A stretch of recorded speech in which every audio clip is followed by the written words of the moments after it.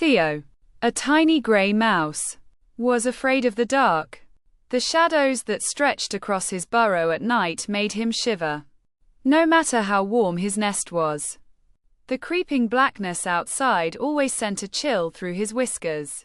One evening, as the sun dipped below the hills, Theo noticed something unusual near his burrow's entrance. A small lantern sat in the grass, its glass glowing softly, though no flame flickered inside. Theo crept closer. Inside the lantern, a shadow swayed, moving like a tiny wisp of smoke. His whiskers twitched in uncertainty, but the glow was warm, not frightening. Curious, Theo placed a paw on the lantern's handle. At his touch, the shadow inside flickered. Then, the lantern lifted slightly, as if guiding him forward.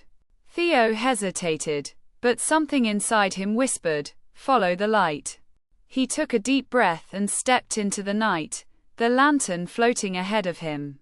With every step, the glow brightened, revealing the hidden beauty of the world at night. Dewdrops on leaves sparkled like tiny stars. Fireflies blinked in slow, golden rhythms. The rustling trees no longer seemed scary, but alive with stories waiting to be told. The lantern guided him to the base of an ancient tree, where the shadows pooled in soft ripples. The shadow inside the lantern grew, expanding outward until it formed a shape. It was not a monster, as Theo had once feared, but a reflection of himself, small, but strong. A deep calm settled over him. He realized that the dark had never been the enemy, only his fear of it.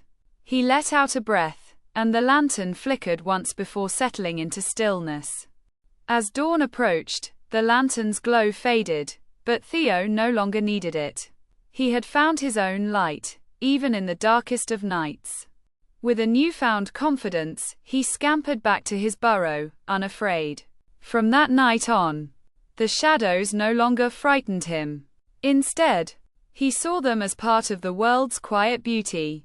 For even shadows have their own kind of light, and fear fades when we choose to understand it. And as Theo curled up in his nest, the darkness around him felt warm, not cold.